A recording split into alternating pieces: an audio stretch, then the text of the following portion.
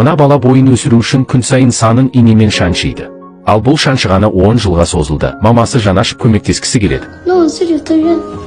Ал сен тани алдың ба? Бұл кішкентай жігіт бала кезіндегі Месси еді. Тумысынан ергежейлі бала болашақта аты аңызға айналған футбол жұлдызына айналады деп кім ойлаған? Бала Месси әжесімен бірге футбол ойындарын көруге жиі келеді. Ойын басталғалы жатқанда ойыншылардың бірі келмей жаттықтырушыны қатты асықтырды. Әжесі кішкентай Мессиге тырысып көрейін деп еді. Бапкер оны келемеж деді. Ар кішкентай адам қалай футбол ойнайды? Ал әжесі сенімді.